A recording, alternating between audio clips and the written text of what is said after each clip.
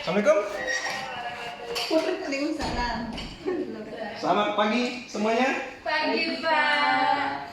Bagaimana kabar kalian semua? Alhamdulillah baik. Mari kita lanjutkan tentang kekhalifahan sebelumnya ya. Sekarang kita membahas tentang kekhalifahan Utsman bin Affan ya. Ya, Pak. Bapak sehat? Ya, alhamdulillah sehat. Terima kasih ya pada murid-murid yang memperhatikan saya. Udah mandi.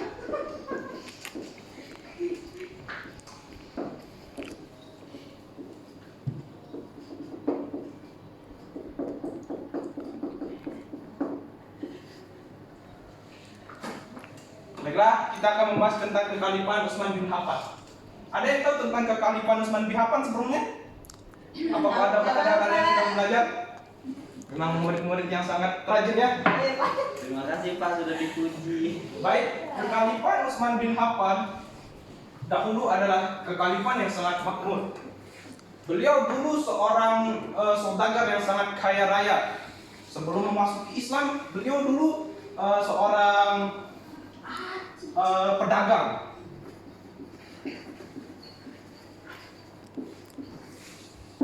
Ada yang tahu bagaimana beliau masuk Islam? Tahu, Pak. Coba jelaskan. Jadi kekhalifahan Utsman bin Affan ini masuk Islam karena mengikuti sahabatnya. Yang pertama yaitu Abu Bakar As-Siddiq, Umar bin Khattab, Utsman bin Affan, lalu Ali bin Abi Thalib. Tapi Ali bin Abi Thalib itu masuk Islam saat dia kanak-kanak, sekitar umur 10 tahun gitu, Oke. Pak. Oke. Yang saya tahu sekarang juga orang kita Murid teladan. tapi yang lebih spesifiknya lagi ada yang membuat teori bahwa Utsman bin Affan itu memasuki Islam karena melalui dari mimpinya. Oh iya betul Pak, saya lupa kan saya juga Ya, karena melalui dari mimpinya. Beliau dulu bermimpi tentang seseorang yang mengatakan bahwa beliau harus bertemu seorang bernama Muhammad di Mekah.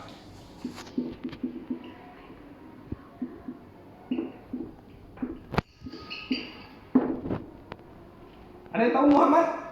Tahu, Pak. Tahu dong. Iya, tahu dong. Siapakah beliau ini?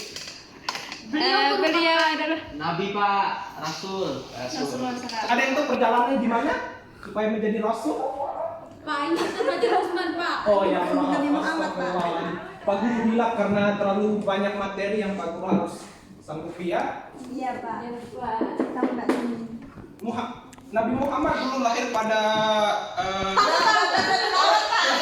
ada yang tahu? Coba. Ada, Pak. Silakan. Rabiul Awal. Oh. Bertepatan pada tahun gajah. Ya, benar. Bertepatan pada tahun 531 Masehi. Ya, tepuk tangan.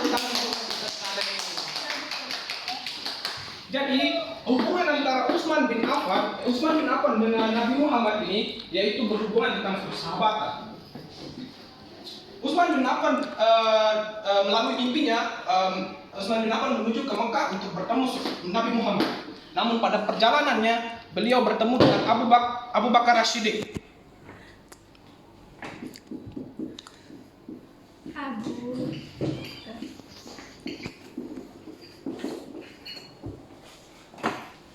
Abu Bakar As-Siddiq ini merupakan khalifah pertama ya. Khalifah kedua setelah Nabi Muhammad.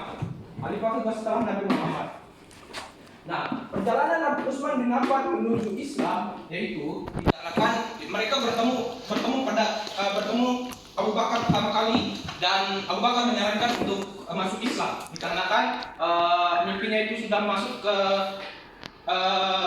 rumah ke Islam. Oke. Utsman bin Affan lahir pada tahun siapa yang tahu? Ada yang tahu? Utsman bin Affan tahun pada? Nggak tahu, Pak. Salah. Utsman bin Affan lahir pada tahun 576 Masehi. Beliau berkhalifah pada tahun dari tahun 644 sampai dengan 656 Masehi. Jadinya kekhalifahan beliau hanya bertahan 12 tahun ya. Iya Pak, dia yang paling lama Pak. Oh iya, memang seperti itu. Nah, masa kejayaan beliau pada saat itu ialah dibangunnya armada laut yang sangat luar biasa. Tapi armada laut ini dulu, saya tulis dulu ya. Iya Pak. Ya Pak. Kami juga tulis Pak. Kok nggak bisa dibaca Pak? Ya maklumi saja ya. Sekali tulisan Saya. Pak. Ya. Salah kira rabun. Oh ya mungkin rabun-rabunnya, oke. Dimaklumin saja ya anak-anak ya. Iya Pak. Nah, Saya kira lalu, coki Pak. kebijakan Utsman bin Affan membangun armada laut, yaitu armada untuk memperluas kekuasaannya dari Syria, Palestina, dan Lebanon.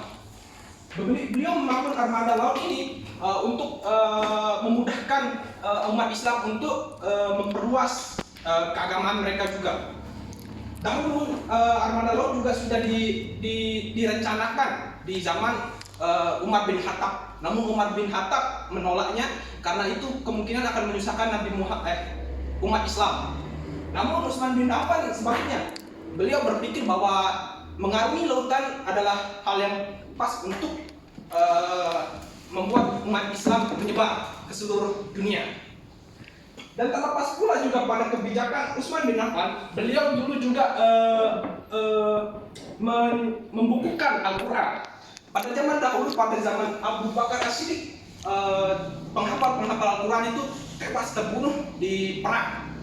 Dikarenakan pada zaman dahulu penghafal Al-Quran terbunuh dan tewas dalam perang, Abu Bakar merencanakan bahwa pengumpulan Al-Quran diadakan. Namun tidak sempat pada zaman Abu Bakar As-Siddiq, jadinya sempatnya pada zaman Utsman bin Affan. Sampai sini ada yang mau ditanyakan? Saya Pak. Oke. Kira-kira pada kepemimpinan Utsman bin Affan itu apa hambatan yang beliau alami pada kebijakannya? Oh, Terima kasih Pak. hambatan yang beliau alami pada zamannya yaitu kita sisihkan dulu ya pertanyaan itu, kita nanti ada sambungannya, ada sambungan dari sana, oke? Nah, sekarang kita mulai Saya mau. Saya jawabnya. perluasan dulu ya, kita mulai dari kebijakan-kebijakannya dulu kita ya. Iya Pak ya. Perluasannya. Sekarang ada kebijakan yaitu perluasan Mekah dan Masjid Nabawi di Madinah. Perluasan ini diperuntukkan karena saking banyaknya para jamaah masjid, para jamaah Nabawi, para jamaah Mekah. Makanya diperluaskan Mekah dan Masjid Nabawi. Mau minum Pak? Haus Pak. Agar tidak tersesat, oke? Minum dulu Pak, itu kering Pak. Ini air Pak. Oke, makasih. Kakak